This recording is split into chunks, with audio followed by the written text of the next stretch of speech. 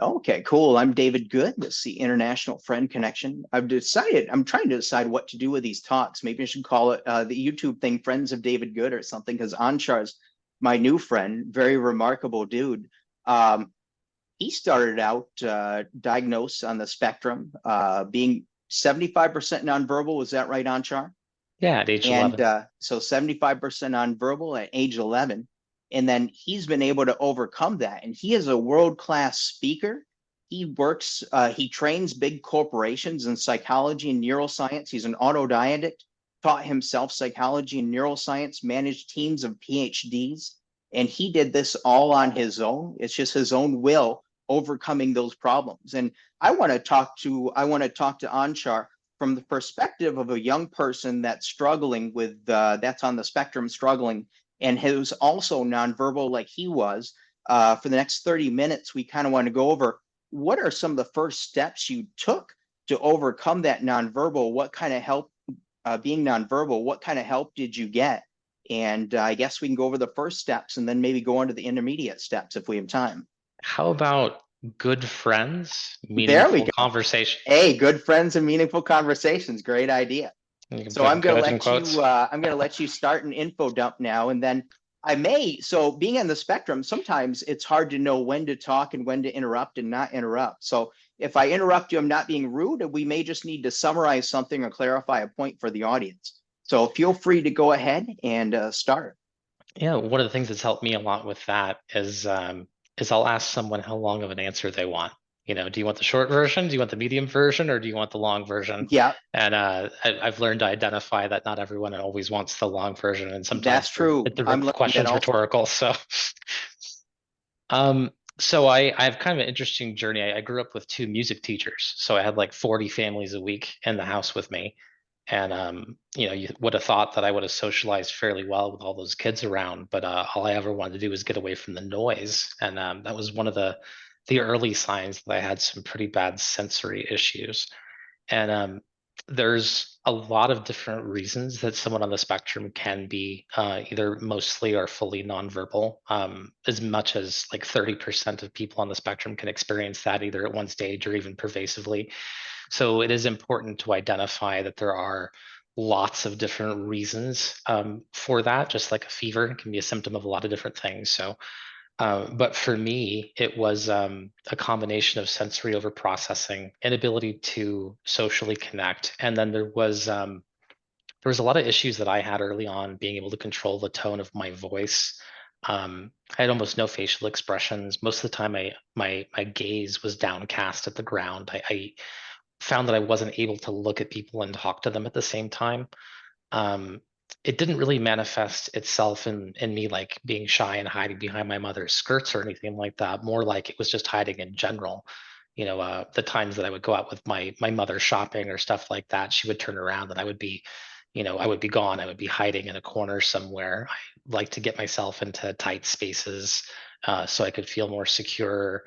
A lot of really bad bullying and stuff growing up because it was different. I didn't Yeah, me understand too. what social relationships were supposed to look like. So I think I remember I was in like third grade and I got into trouble at the school because I was running around trying to chase after the other kids on the playground trying to kiss them because I didn't understand intimacy or friendships or any of that. It was very confusing for me.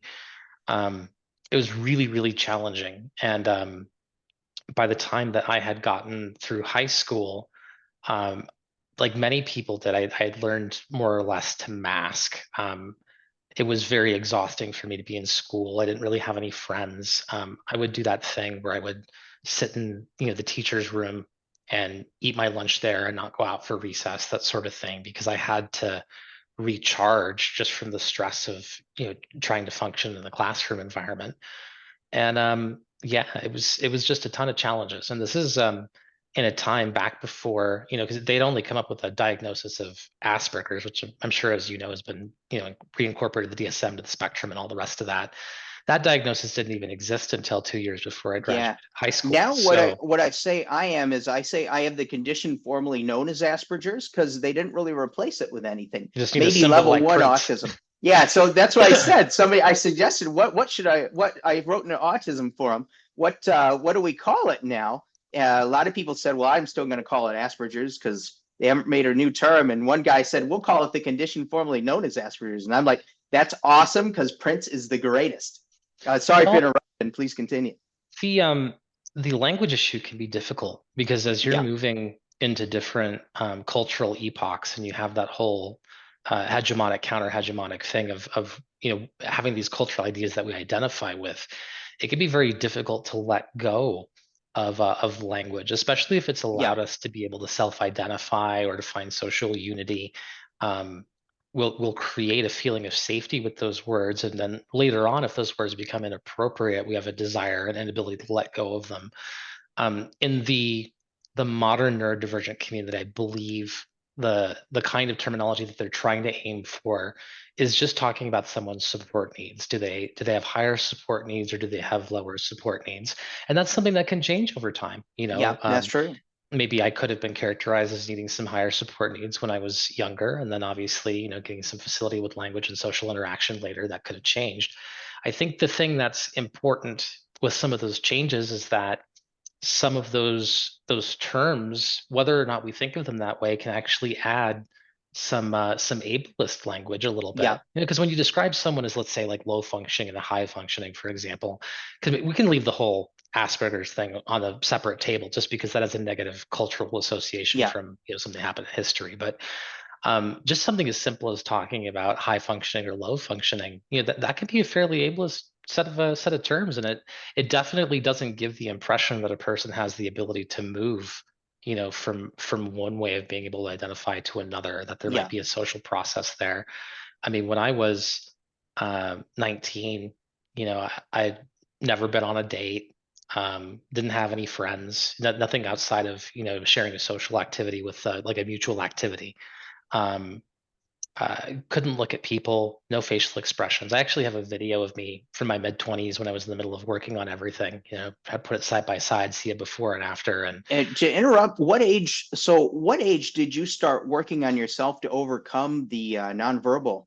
Uh, well, I mean, obviously, once I was in that isolation chamber early on, there was an intense desire to like build friendships and all of yeah. that. Especially once I moved into, about 14 years old, 13 years old, with a lot of social frustration along with it because I had so much difficulty.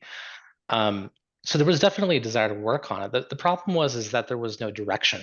Yeah. Um, like many neurodivergent people, I spent a lot of my early efforts on learning how to mask, and Yeah. that Yeah. Me ended up too. being destructive in ways that I never could have possibly anticipated. I mean, there's certainly an upside to putting on your anthropologist pith helmet and going and trying to hang out with the neurotypical people and learn how they do things and all of that. Yeah. But the downside is, and this is some of the things, one of the things that can be really frustrating when you're neurodivergent is you can sometimes be your symptoms are taken as character traits. So, Yeah.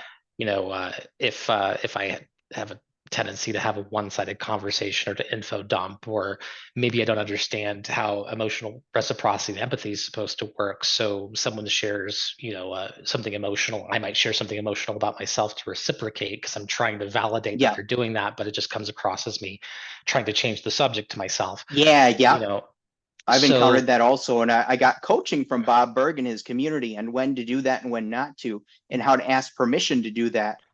If yeah, someone like in a business situation is different from a personal situation. And so it's very complex. It's interesting. So like software development seems rather simple compared to like having a conversation with a neurotypical person almost. it just depends. It's about related skill sets, but also the intimidation, because there is a kind of emotional hypervigilance that you develop when you're masking, because you know when you see strange reactions in the room, when Yeah. you see two people whispering to one another in the corner, when you're first learning those skills, it could be you. Maybe you said Oh something yeah. inappropriate, Yeah. maybe you did something inappropriate. So much like a person who has like an anxious avoidant parenting attachment style because they had like an abusive or an alcoholic parent or something like that, and they could give mom the same information 2 days in a row and have two completely different responses. Yeah. There's that sense of kind of squinting and seeing, is she in a good mood, is she in a bad mood? There's that same kind of emotional hypervigilance that goes on with the people that are around you because you're trying to see if you can keep your finger on the pulse of it Yeah, as if you've done that's something true. wrong. So there's an inherent anxiety that goes along with that process, but also the reward for being nearly perfect at masking is that when you make a mistake, you're punished in the worst possible way Yeah, because you haven't established any context for them to be able to take your behavior as anything but communication. So, you know, that's one problem in that by not self-advocating and trying to, blend in, that you're going to be very negatively socially judged for that mistake because you've given no context for it. And then the last part of it is that you end up getting um, almost a kind of imposter syndrome. If you make these social connections by pretending to be something that you're not, then you will always end up having that fear that if people knew the way that you quote unquote really are, that they wouldn't be interested in being your friend. And so yeah. um, there's an inherent problem with self-esteem there as well. So that whole process of getting better and better at masking, and putting more and more effort into that as an initial stage just ended up teaching me that it was actually the wrong thing to do. But I guess I had to take that all the way to its conclusion to realize that. Yeah, when like a lot of times when I was younger, there was no diagnosis, there was no help. You're kind of on your own. I was just a weird kid. So you were kind of a teenager when you started learning to overcome being nonverbal. But Um, I didn't know that that's what it was because yeah. I didn't Okay. actually get the diagnosis until I tried to join the military. Okay. So so for me, Yeah, I saw you were in the Navy for a year, and that was pretty impressive. yeah, You did cryptography. yeah, I was kind of set on this idea that I needed to get out of my comfort zone and get out of my shell, and that if I joined the military, that I would have some sense of structure. I would know how to address people. There was a certain safety in Yeah, that. Plus, it was an opportunity for me to develop some independence, um, and it was through that process. I'd already gone through boot camp and all of that stuff, and started to move up into my A school program, and I was having some of the same social difficulties that I did when I was younger. And at that point, and I'm here in the United States, so we have kind of that whole capitalistic medical care thing. But when you're in the military, healthcare is free. And so I just said to myself, well, I've been having these issues a long time. yeah, Maybe there's something I can take. Maybe I should just, go let them know what's going on. And so I did, and they just kept on referring me upward and referring me upward. And then, at a certain point, I was basically sitting in front of 5 doctors, and they were explaining to me the different possibilities and that I was likely on the spectrum, and I had no idea what that meant. And it was at that point I had to decide, do I stay in? What do I do? And I almost stayed in. And then I had a friend of mine, that I'd gone all the way through boot camp and all of that with, and he asked me a really poignant question, which was, this bunch of new information, you're dealing with all of that. What if one of these symptoms, the task transitions or inability to determine context or sarcasm or whatever, what if you ends up making you make a mistake and you end up hurting somebody? How are you going to feel about that? And I realized that there was so much that I had to learn about, living with autism, that it would have been very inauthentic for me to continue, even though there were so many things in that military career that I wanted. And so I took them up on their offer and just got a general medical condition discharge or whatever, and kind of went on with everything else after that. But my journey of actually knowing that it was autism and working in that direction didn't really start until I was about 20 years old. So that's how delayed that was. okay, awesome. So you were in the military, then you left the military. Is that when you started getting the right helper training? And what helper training was that you got to overcome being nonverbal? Well, I had had a lot of issues with vocal control and tone, and Okay. my mother was a voice teacher, so I started doing all the vocal exercises that she was doing around the house. But I also started taking a lot of pictures and video of myself, because I was having a lot of trouble figuring out what facial expressions should look like, what micro expressions should look like, how to smile in a way that actually seemed genuine and didn't come across Yeah. as creepy. And so I have folders and folders with just thousands of pictures of all these different expressions, trying to figure out what I should be doing with my face. Um, it was really a self-taught process. I would model sometimes the behavior off of something. If I I saw a celebrity laugh a certain way, and I thought that, that seems like that's getting a really good reaction. Maybe I should try learning how to laugh that way. It was kind of like trying on a bunch of different things and trying to figure out a way to be able to transmit my personality. It wasn't that I was inventing a personality. It was just there was no way to, shout loud enough to get over the brick wall and actually have someone hear it. So I had Yeah. to figure that part out. But then there was also understanding all of the social rituals and reciprocity and sarcasm and um, how to build rapport with people. And some of that I got exposed to tangentially, in some of my first sales positions, because I was in information technology for like 15, 16 Yeah. years. And And I that's just kind of a assumed, safe place for people like us when you yeah, don't have to interact with people that much. thought I would be Um, doing it for the rest of my our life, is brains are what I thought. great for information. Like I thought I was going to do IT and programming the rest of my life, but then injury from a car accident, it got exacerbated. No longer could be a computer programmer. Got a Mhm. medical treatment, took away my ability to be a computer programmer also. So had to kind of reinvent myself and pivot again and rebuild my life back from scratch. Yeah, I think as that process continued organically, and I had a lot of failures with it. Yeah, I kind of asked myself an interesting question because up until that point in my life, I'd had maybe 50, 60 autistic special interests. And, I would just deep dive into something and yeah, disappear into it sometimes for months. And I asked myself kind of a cool question. What if I could find a way to get fascinated about the brain and the way that the mind works in the same way that I had done so many other things? If I could find that fascination, maybe that process would teach me something. And that's pretty much what I did is I turned that searchlight onto the brain. And what I found there blew me away, totally changed the whole direction of what I had been doing up until that point. So much so that about 5 years after that, I had gotten very accustomed to putting myself into challenging situations, realizing that the only way I was going to grow was to put myself into those situations and how to, change my patterns of behavior. What did success look like? Making good goals for myself. And by the time that I hit 30, um, I went up to Oregon. I was going to do more information technology stuff up there, and I didn't realize that the job market was so competitive. There's like 6 universities there, and as a result, for the first time in a long time, I found myself unemployed, and I had money saved up and all of that. I was, sitting there knocking on doors, and one day I walked past a jewelry store, and walking past that jewelry store, and I saw the help wanted sign, and I thought to myself, here is a product that has only a social and emotional value. yeah, That building a relationship is not just about understanding the emotional state of the customer and making them comfortable, but sometimes, like a couple will come in and they'll have completely different emotional concerns. And that whole narrative is all completely, social and emotional. And then on top of that, up until that point in my life, I'd had a fairly and I think a lot of people on the spectrum might be able to identify with this, but I was very intimidated by the opposite sex. That yeah, was a problem for me.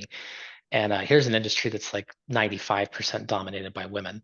So almost all women working in the store, you've got a completely emotional social product. You've got uh, basically a necessity to even be able to enter into a sales conversation requires understanding their emotional journey because you're helping them tell their story.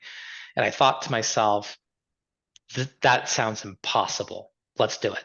yeah. So basically, So if I actually, was if I can able, interrupt real quick. Mhm. So one of the first steps you took was to kind of you took all those photos, tried the different expressions, started studying up, and then you made yourself grow by jumping into a sales position.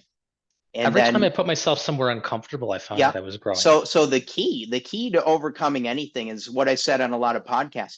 It's being comfortable with being uncomfortable. And like I learned how to do that through reaching out and learning acceptance and commitment therapy. That was the thing that taught me how to be in pain but go do it anyways. Have depression, go do it anyways. Have anxiety but go do it anyways. And I went from having a needle phobia to being able no problem get 16 shots in my head. So you jumped right into the sales job, and then you saw that jewelry store job and you said that would be an even bigger challenge. So let's take that on and let's see what we can do. And that helped you transform. So please Well, continue. It's all mindset. If Yeah. you get into a situation like that and you're waking up at 6 in the morning or whatever, getting ready for work, and you're dreading it all day, then that's the mindset you're going to be in when you go there. But that's not where I was at. I would wake up and I'd think, okay, who am I working with today? What can I learn from them? What are they good at? What am I weakest at? Take a personal inventory. What's something I can work on today? And I knew that putting myself into an environment where I was working, 50 hours a week doing that was going to help me get over some of that fear, some of it due to exposure, but also get rid of some of that anxiety of not knowing what to do. And by the time that I had finished working with that company over the course of about 7 years, because this is K and K Jewelers and Jared the Gallery of Jewelry. They're the largest retail jewelry store in the United States. I went from being a part-time sales associate, and after like 7 years, I was teaching the entire Pacific Northwest, Wow. emotional, psychosocial dynamics, and emotional journey with the customer, the whole nine. And so I went from that, from literally being a part-timer to teaching all of the managers in our district. And that was so rewarding. And even though I haven't done that work now for about what, 8 years, 6 years, something like that. All those people that I trained are all off, managing their own stores and stuff like that. And there's certainly a And sense of, it's a testament to you making yourself uncomfortable and overcoming your limitations. And then it's a testament to you building your leadership skills that those people are all successful now. yeah, I think it's more about not being afraid of your limitations, because Yeah. the only way that you'll understand your limitations is to be willing to step up to that Kierkegaardian cliff and actually look over the edge of it. And without that, you have that fear of even approaching that place. And I had to Yeah. shed myself of that fear. So, Yeah. You have to uh, learn to overcome the fear. after I did that, um, I went on to start teaching and creating sales systems for other things, teaching people how to connect, customer retention, psychosocial dynamics, neuromarketing, applied behavioral psychology, public relations, all of that. And I never in a million years would have expected that the thing that I found most challenging would be the thing that I teach other people for a living, but that's what I do now. And And this is kind of your purpose, your mission, and you find it more rewarding than being in IT. A lot more rewarding, because when you help people be better at what they're passionate about and what they do, you start to connect with them in a really unique way, because you have to really, on an integral level, understand what it is that a person is trying to accomplish and why. You have to understand their why if you want to start, pulling things apart and being able to give them advice and starting to examine their processes and whatnot. And you need to be able to translate any feedback that you have to that language for them, so that they can understand how it helps serve that purpose that they're chasing. Because people will have Yeah. their own objections, their own cognitive modeling that can stand in their way. And having an understanding of what's driving them in the first place, that's going to be necessary in order to be able to get them over some of those road bumps where, maybe a belief system, or their own personal objection that they didn't know that they had, or maybe even a set process that they've attached themselves to that isn't actually accomplishing what they want it to. People can get their fingers into those things and feel a sense of loss Yeah. otherwise.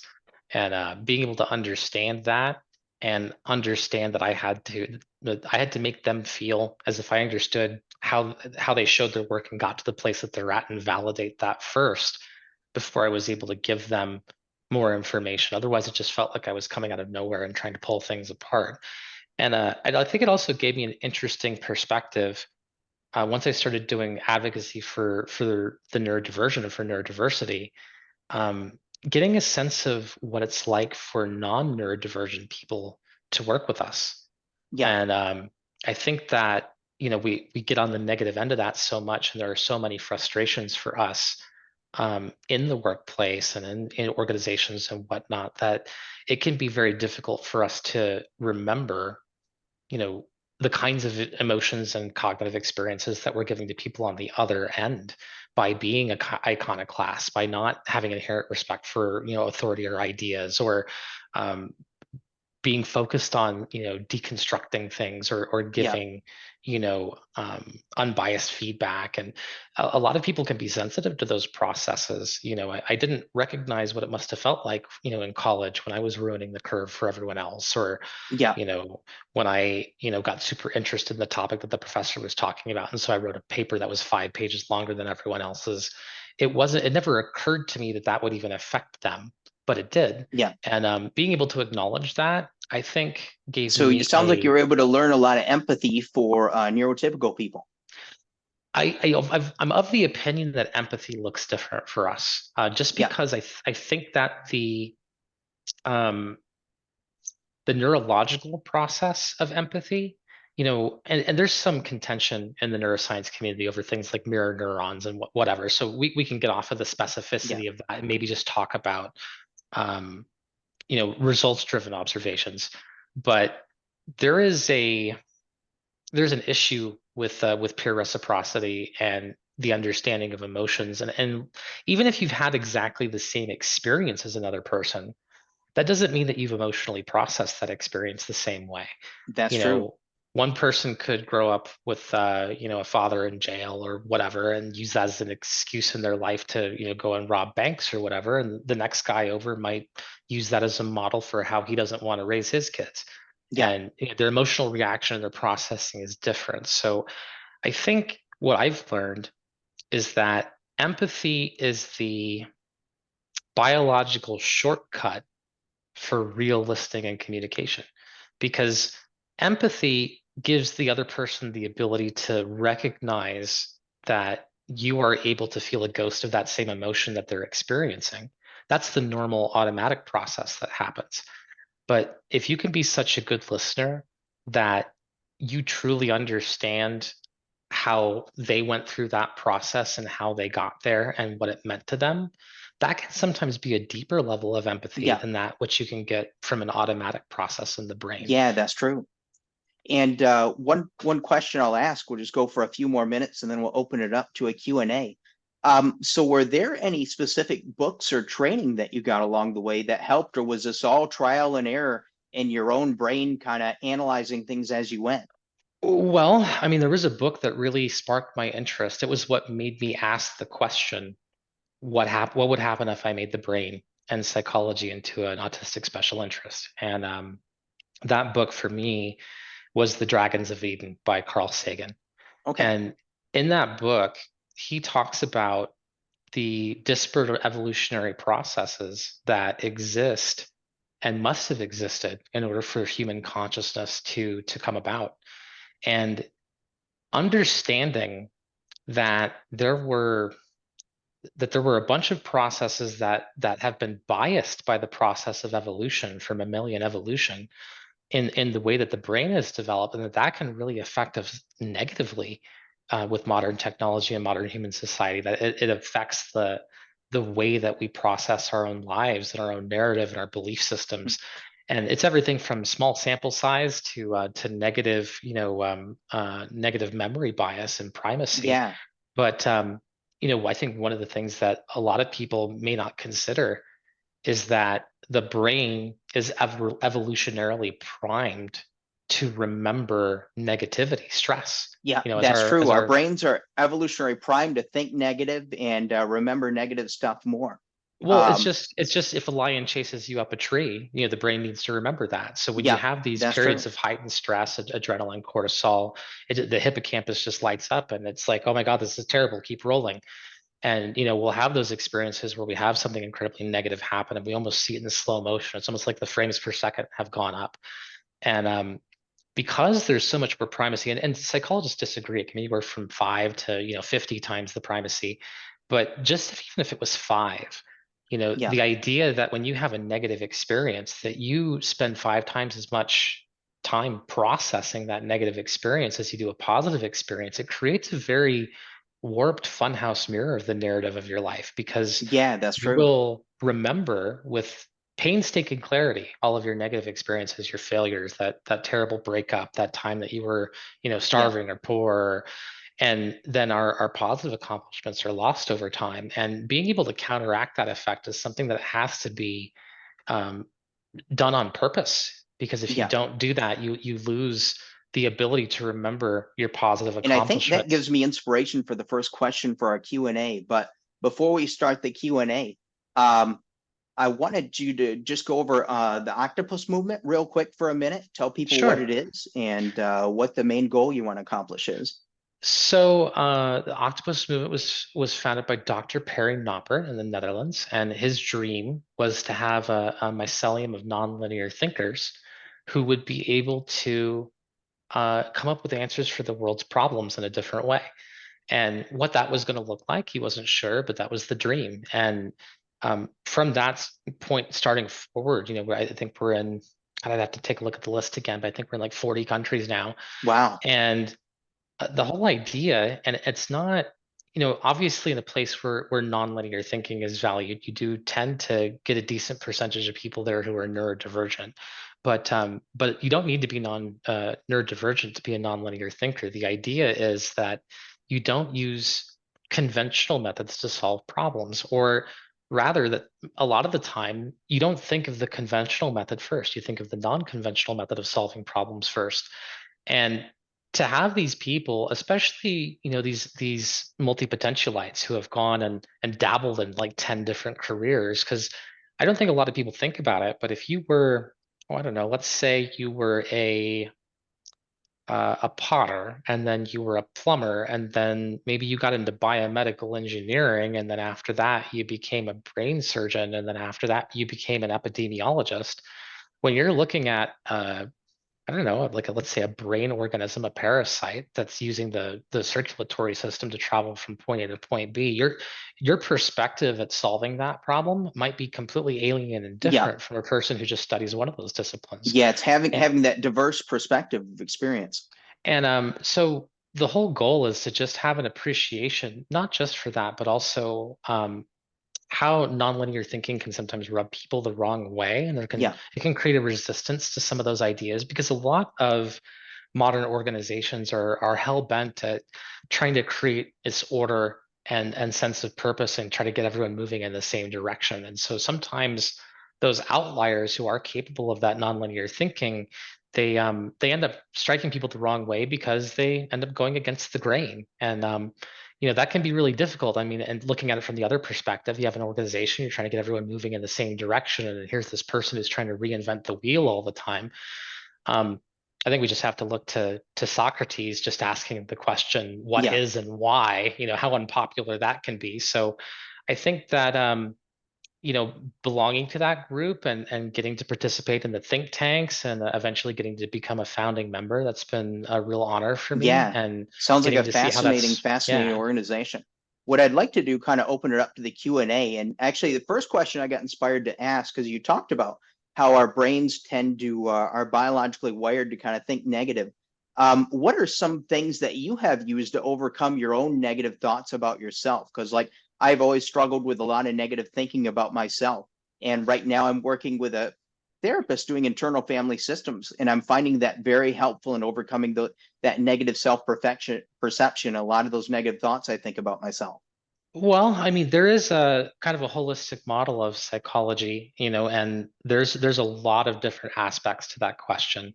I kind of have to do that. Do you want the short version, medium Yeah, version, let's long do a version? short version and then maybe we can come back talk about that later. But everything from the language that you find yourself using on a habitual basis that can change your perception. You have the parenting attachment style Yeah. from when you were growing up. So, how do you find emotional validation, where your feelings of safety, emotional safety come from? Um, then you have the primacy of negative emotions. So, are you doing enough to celebrate your positive accomplishments and make Okay. milestones for yourself? When you achieve goals, do you take the time to be able to call those things out? Are you always making incremental steps towards your goals so that you have a sense of achievement and accomplishment? Are you starting your day off with small achievements and accomplishments to build momentum? Um, then there's cognitive modeling. Do you have negative cognitive belief systems? And if so, are you looking outside of your own perspective to be able to compare those cognitive models with truth? A lot of that process can't always be done on your own with that warped lens. So Yeah. sometimes inviting another person that you trust to be able to test those belief systems with you can be incredibly helpful. Yeah. One Are one thing you, I've found is you got to oh, there's more, so there's more, oh, there's okay. more. We'll Are you keep going. are you surrounding yourself with people who are different versions of the person that you want to be so that you have a That's exactly what I was gonna say, dude. social uprising to success?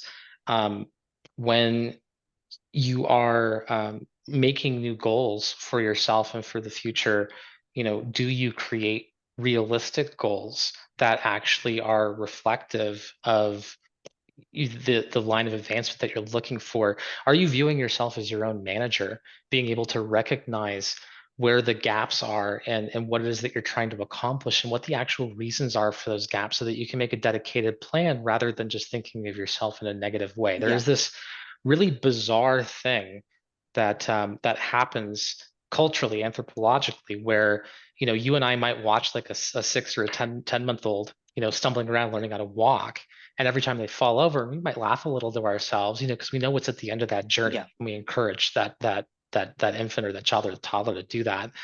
But there's this magical flip over that happens after that kind of liminal phase when we move into being adults, where failure has, instead of becoming something that's absolutely necessary for the process of success, that it's something to be denigrated um, and that we have to feel shame over failure, Yeah. even though failure is absolutely necessary in order to Yeah. succeed. Failure is essential to getting where you want to go in life. And so I think that being able to fight, some of those cultural perceptions, because I think that our fear of not being enough, especially socially, is something that is preyed upon in kind of the modern capitalistic model, of this Yeah. idea of trying to sell products and stuff. You're not enough without this. You're going to fail if you don't do this, and then no one's going to like you. There's this whole social tier system that's built on that, and it's incredibly negative, but it also has nothing to do with truth. Yeah. That's true. I'd like That's to the move short on. version. A short version, cool. Well, someday I'd like to hear the long version, but I want to let some of our guests and ask some questions here. I'm going to give out your LinkedIn and your link app. So if anyone wants to use your services or hire you for business purposes, feel free to get in touch with our good friend Anshar. I also gave the International Friend Connection website if you care to support us with a donation, buy a t-shirt or mug. And I'd like to open the floor up for questions. I invited someone here tonight, and I hope that person's had the courage to come here tonight so that they can get the help they need. And so I'd like to open the floor up to questions. I know Nicole. Nicole's a good friend of mine. I'd like to let Nicole, would you like to ask the first question? If you had something to ask, otherwise we'll open it up to everybody else. Feel free to type your questions in chat.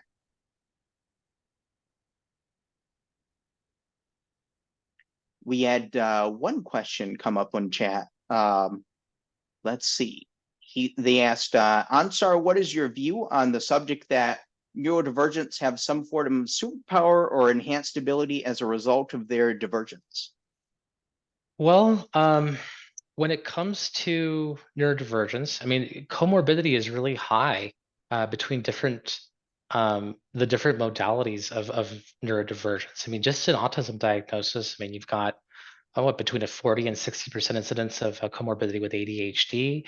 You have people who have language impairments, social impairments, changes in brain function, changes in the size of the neuronal density of the amygdala. You've got people with nonverbal variants of autism, intensity of sensory processing disorder, the mix of ASD and ADHD, for example, can create sensory seeking autism. There's all of these different kinds of the neurodivergent tree because so many different systems of the brain are interconnected. And I think that what happens is there's a tendency for us to focus on maybe the one or two things that a neurodivergent person maybe does differently because of the way that they process or focus on their environment. And of course, there's movies like Rain Man and stuff like that, Yeah. who portray savants. Um, and it can be very easy to kind of look at neurodivergence as a superpower because one way or the other, whether the volume is turned down or turned up on something, it's going to give us different facility than other people might have. But I think autism in particular, there is an inability to stop the inflow of information. It's kind of like being forced to look at the whole world through a magnifying glass. And the intensity of that detail that you get can sometimes be used to be able to process things on a level that maybe other people from just chance exposure might not get to. But I think that that cultural perception has a tendency to override and cause us to ignore all of the people out there that have really intense needs for things to Yeah. change. Like, for example, just looking at myself, I mean, I didn't even get my driver's license until I was 37 years old because of my sensory processing issues.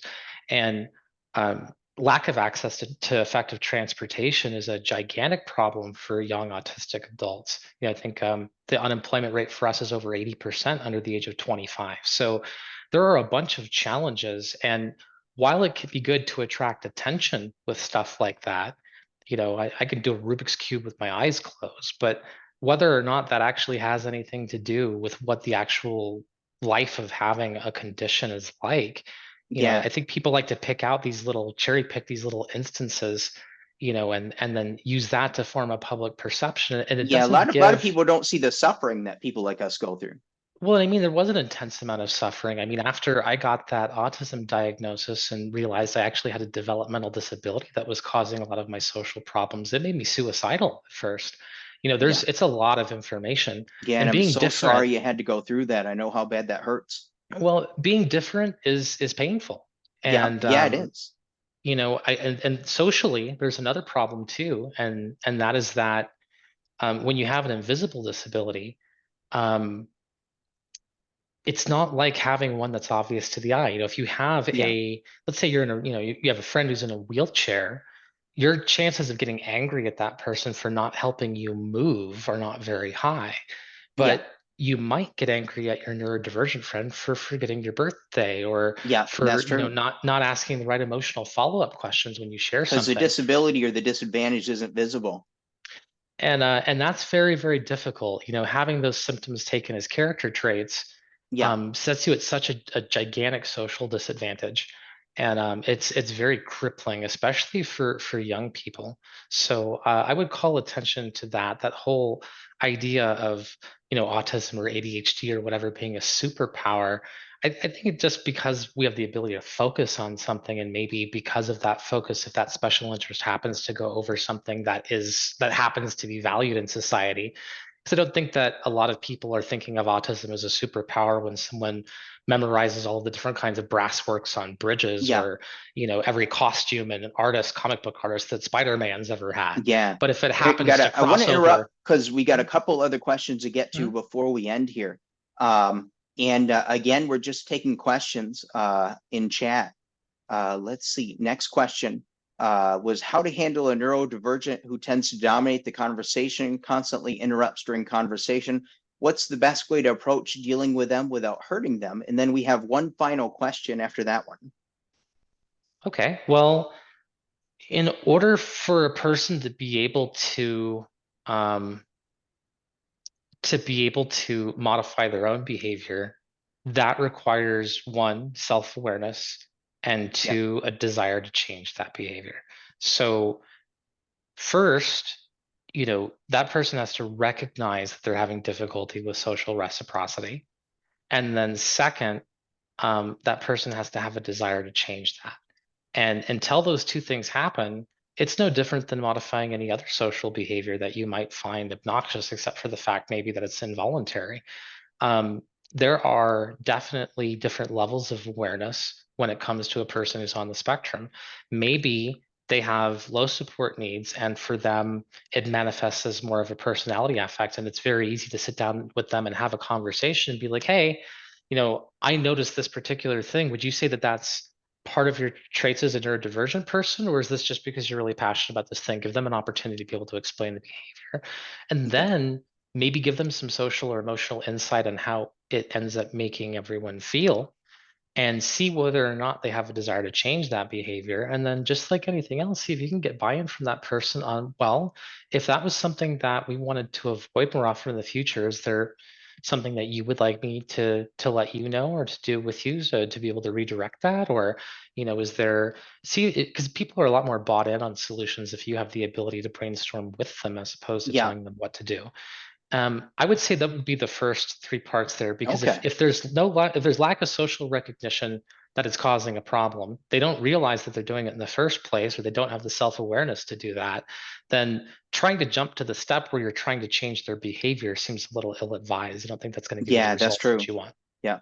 And one thing I've learned to do now that I'm more aware of being Asperger's, or the condition formerly known as Asperger's, one thing I've learned to do with friends is I tell my good friends, now I'm going to need your help because I want to get better at interpersonal communication and better relationships. So when I say, like, if I say something that makes you upset or uncomfortable, or if I have certain mannerisms, things like that, or if I talk too much about myself or something, I need your help in coaching myself or coaching me, because you giving me that feedback is only going to help me. And when I'm in a relationship with someone, I always like to do check-ins every once in a while. Did I do anything to upset you or anger you or anything like that, or is there anything I need to work on?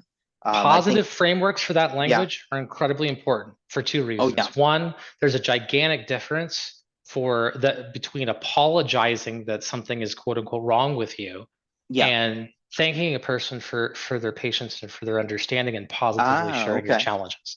So, but that change in language doesn't just affect the response of the other person, but it also changes your own mental modeling as to whether Oh or not you're wow. setting yourself up to believe that, you're a burden and all these things are negative. Yeah. And you Yeah, know, see, that's what I grew up believing, that I was kind of a burden and a lot of negatives. So I'm learning to change my own language. And this talk has been actually so helpful to me tonight. I'm very proud to know you. well, there's a And problem too with ADHD. You can actually have physiological changes in the brain that cause rejection sensitive dysphoria, yeah, and make you a lot more inclined to feel negatively socially perceived, and that can add an extra level of weight to that entire thing. So, yeah, and many of us, especially getting a diagnosis at a later age, have that experience of friends or family members treating us as if our behavior is voluntary and yeah, that we're doing it because we're lazy or it's an excuse, or and yeah, I mean, you wouldn't point at a person in a wheelchair and be like, well, you can actually walk, that chair is just an excuse. You don't do that to someone. So it's interesting that when a disability is invisible, that people have a tendency, yeah, when we're making them negatively emotionally process, because that's what people don't want to talk about, is that if I'm neurodivergent and I forget your birthday because I'm hyper focused on something, or God knows what, that you have a right to feel aggrieved. You have yeah, valid emotions. You have a valid emotional response. The difference is that it is not healthy to send those negative feelings at that person if that is yeah, not something that they're doing intentionally to you. You have every right to process that negativity, to be able to redirect it and to be able to own it.